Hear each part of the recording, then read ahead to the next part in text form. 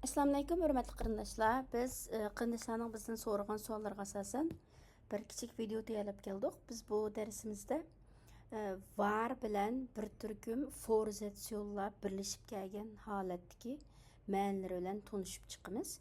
Ya'ni var may, var for, var up, var in, var fun, var out degandek.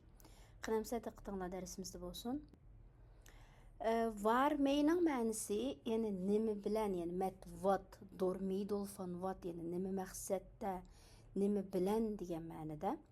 Yani var bu forzatsiyonlar bilan birlashib kelgan vaqtida shu jumladagi fiil normalda qaysi forzatsiyon bilan birga kelsa varmi masalda shu forzatsiyon bilan birga keldi. Masalan, misol qarasanglar var mey schrijfiye yani nima bilan yozasiz?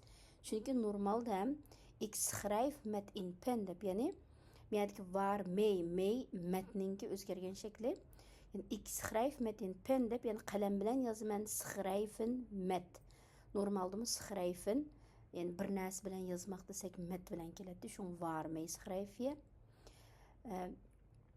bunda sol cümlelerde emas normalde cümlelerde hem münasebet almışı bulup iki cümleni birbirine bağlap mı kiraleydi mesela de pen waarmee ik schrijf is een cadeau van mijn vader. Yani men gaat izatgan kalem dadamdan man qilgan sovg'ati. Chunki bu yerda waarmee kelishki sabab shu schrijven mee bo'lganligi uchun. Yoki yana bir misol, het boek waarmee ik Nederlands leer is erg nuttig. Yani men Golland tili o'rganayotgan kitob to'limi qo'llanishchan. Endi bu yerdagi waarmeeningki Golland tili o'rganayotgan yiliqi kitob, men xat yozayotgan yiliqi qalam Hem yılıqı degandek ma'nosi chiqadi, yani munosabat almishi bo'lib. Chunki ikkiler Nederlandes met dit book. Yani men Golland tilini bu kitob bilan o'rganaman deb ham normalda bu jumlani degan vaqtimizdami leren met iets. Yani met kelganlik uchun masalda var may deb kelyotidi. Yani boshqa misol, masalan, var for. Yani for deganning ma'nosi shu uchun degandek ma'nosi bor. Shu bu yerda var for, yani for what? Nima uchun? Matveliki dul xibrak, yani qandaq maqsadda ishiltilgan, yani nima maqsadda ishiltish degandek ma'nosi chiqadi. Masalan, misol qarasak, waarvoor heb je dat boek gekocht? Yani o kitobni nima uchun sotib oldingiz? Yani kopen voor. Waarvoor gebruik je shampoo? Chachusuqliqni nimaga ishiltisiz?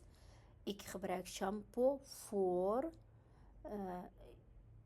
bu ham sol jumlalardan boshqa yana jumlalarda munosabat olmish bo'lib keldi. Masalan, het doel waarvoor we sparen is een nieuw huis. Yani bizning pul yig'ish maqsadimiz yangi uy ilish, yani sparen voor iets bo'lganligi uchun masalda waarvoor. De reden waarvoor ik hier ben is om je te helpen. Yani mening bu yerda bo'lishimning sababi sizga yordam berish uchun. Yani waarvoor bir maqsad sabab nim maqsad ishiltilish shunda ahvol ostida ishiltimiz.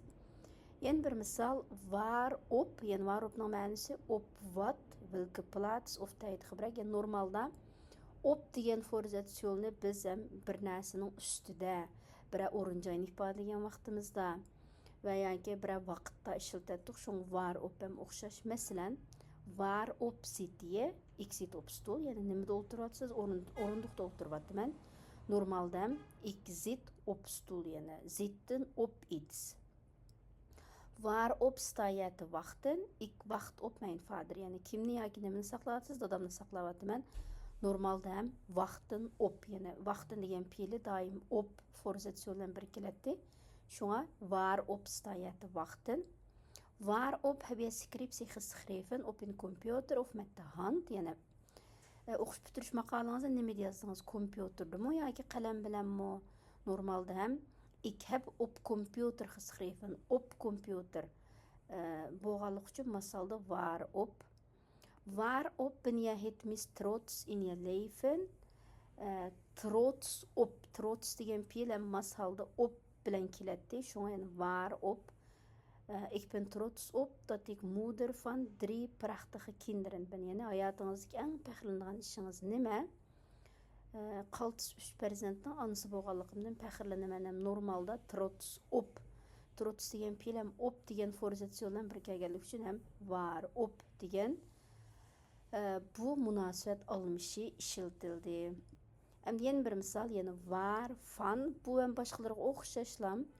Mushu fan bilan birga keladigan fe'llarda ishlatildi. Masalan, die Stadt war van ik hou is Urumchi. Yani men yaxshi ko'rgan shahar bo'lsa Urumchi. Biz normalda ham howdan fan yani how fe'lni fan degan fursat bilan birga ishlatatdik. Masalan, ik hou van Urumchi deb. Yani men Urumchini yaxshi ko'raman debchi. Endi biz bu jumlani, endi men Urumchini yaxshi ko'raman degan jumlani men yaxshi ko'rgan shahar bo'lsa Urumchi deb bunday ifodalamoqchi bo'lsak, o chaqda var fan degan munosabat almishidan foydalanamiz. Ham nimishqa var op emas, varin emas, chunki bu yerdagi howdan fe'li fan degan forzatsiyon bilan birga kelganligi uchun. Yana bir misol, Hits in film waarvan ik de naam ben vergeten. Yani bu bo'lsa men ismini unutib qolganlik film. Hem bu cümle normalde men bu filmning ismini unutib qolibdim demoqchi bo'lsakmi, ik ben de naam van de film vergeten deb. Yani normalde hem normal bayan cümlede hem munosabat almış ishlatilmagan van degan forzatsiyon ishlatdik. Shunga bu yerda ham waarvan. Yana bir misol, dit is het dokument waarvan je een kopie moet sturen. Yani bu bo'lsa, siz ko'paytirgan nusxasini avatishingiz lozim bo'lgan yili hujjat.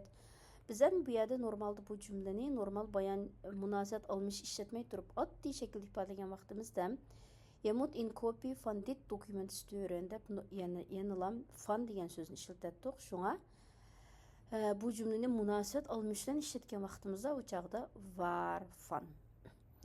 Yani muşunun o'xshash bu varning keyniga yana har xil forzatsiyonlar ishlatilib, munosabat almishi qilib jumlada biqindi jumlalik yasay olamiz. Lekin buni ishlatgan vaqtimizda shu biz ishlatgan fe'lga diqqat qilib, fe'lga mos holda keladigan forzatsiyonlarni ishlatishimiz kerak. Masalan, bir qancha misol, var nar tu, bu ham shu xannar, keykinnar degandek nar bilan birga keladigan fe'llarda fe'llarni qo'llangan vaqtimizda var nar tu munosabat almishini ishlatamiz. Masalan, het huis var nar tu we gaan verhuizen. Yani bu bo'lsa biz ko'chmoqchi bo'lgan yiliq uy, chunki normalda ham verhuizen naar, gaan naar deb ishlatdik. Shun var nar tu. De film var nar tu we keken was heel spannend. Yani biz ko'rgan yiliq film bekla hayajonliken. Normalda ham keken naar, keken fe'li naar bilan keladi. Shun bu yerda ham var nar tu. Yana bir misol, dit is het project waaraan ik werk. Yani bu bo'lsa men ishlayotgan bu project, bu tür normalda ham werken an. Yani werken fe'li an bilan keladi bu jumlada. Shunga var an degan forzatsiyon kelyotdi. Again bir misol, het is een probleem waaraan we aandacht moeten besteden. Yani bu bo'lsa biz diqqatimizni bir tegishlik bir masala deb normaldan biz aandacht besteden an. Yani aandacht besteden degan bu fe'l an degan forzatsiyon bir keladi. Shunga waar aan.